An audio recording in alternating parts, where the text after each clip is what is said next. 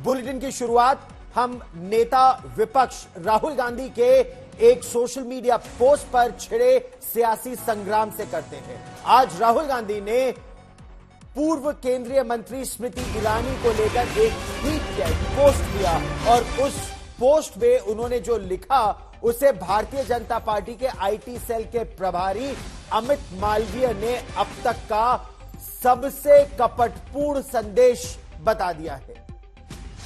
Post में राहुल गांधी ने लिखा, जीत और हार जीवन में होती रहती है। मैं सभी से आग्रह करता हूं कि वे श्रीमती स्मृति ईरानी या किसी अन्य नेता के प्रति अपमानजनक भाषा का प्रयोग करने और बुरा व्यवहार करने से बचे। लोगों को अपमानित करना और उनका अपमान करना कमजोरी की निशानी है, ताकत की नहीं। और इसी के जवाब में अमित मालवीय ने बाकायदा एक पोस्ट करके लिखा कि यह अब तक का सबसे कपटपूर्ण संदेश है। कांग्रेस नेताओं को भेड़ियों के झुंड की तरह उस महिला पर छोड़ देने के बाद जिसने अमेठी में उन्हें हराया और उनके अहंकार को चूर चूर कर दिया, यह बहुत बढ़िया है। यह सब बकवास इस तथ्य को नहीं छीन सकता कि श्रीमती स्मृति ईरानी ने बालक बुद्धि को अमेठी छोड़ने के लिए मजबूर किया। और सोशल मीडिया पर जबरदस्त एक सियासी जंग इस समय कांग्रेस और बीजेपी में राहुल गांधी के पोस्ट और अमित मालवीय के उत्तर को लेकर अब छिड़ गई है। लेकिन प्रश्न यहां यह उठता है कि राहुल गांधी ने जो पोस्ट किया उसकी वजह क्या थी। और ऐश्वर्या पालीवाल मेरी सहयोगी ज्यादा जानकारी के साथ अब जुड़ रही है। ऐश्वर्या, एकाएक ये जो सियासी संग्राम है सोशल मीडिया पर, ये शुरू कैसे हुआ? आखिर किस तरह से स्मृति ईरानी को लोगों ने टारगेट किया? राहुल गांधी ने किस आधार पर यह पोस्ट किया? देखिए गौरव, हमने देखा है किस तरीके से दोनों पॉलिटिकल पार्टीज के बीच, चाहे वो भारतीय जनता पार्टी हो चाहे वो कांग्रेस पार्टी हो, एक जो नया मैदान खुला है, एक नया फ्रंट जो खुला है वो है सोशल मीडिया।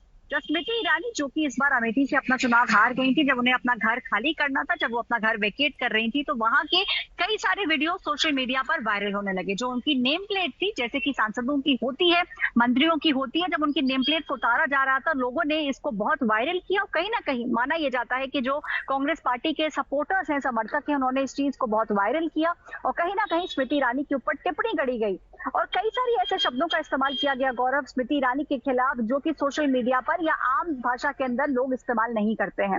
उसी का जवाब देते हुए राहुल गांधी ने अपने सारे सपोर्टरों को कहीं ना कहीं एक ये संदेश दिया है कि भाई स्मृति ईरानी चाहे हार गई हो, लेकिन इस तरीके की जो आपत्तिजनक बात है वो आपको नहीं कहनी चाहिए। और यही कारण है कि हम देख रहे हैं अमित मालवीय ने उसी को कोट ट्वीट करते हुए गौरव ये कहा है कि आप तो ये मत ही कहिए कि ये भाषा गलत है, क्योंकि आप ये भूल रहे हैं कि स्मृति ईरानी ने आपको हराया था और आप ही के लोग हैं जो एक्चुअली ये सब कुछ कर रहे हैं। तो कहीं ना कहीं मसीहा बनने की कोशिश मत करिए। गौरव, अमित मालवीय राहुल गांधी के उस कोट को, उस पोस्ट को कपटपूर्ण और अब तक का सबसे कपटपूर्ण पोस्ट क्यों कह रहे हैं? इसका क्या आधार है? क्योंकि इस लड़ाई के पीछे ऐसा लग रहा है कि कोई और लड़ाई भी चल रही है दोनों के बीच।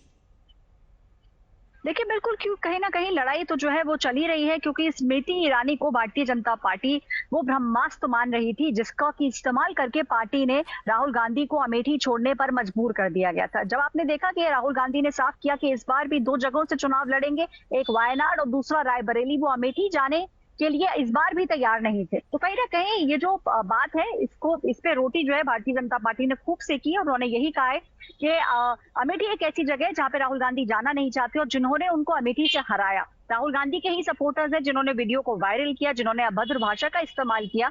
और अब राहुल गांधी खुद जो है लार्जर देन लाइफ बन के, मसीहा बन के जो है आए हैं और ये कह रहे हैं कि इस तरीके की जो भाषा है उसका आप इस्तेमाल ना करें। तो कहीं ना कहीं ये जो लड़ाई है गौरव, मैं आपको इतना बता सकती हूँ कि यहाँ पर रुकेगी नहीं, थमेगी नहीं।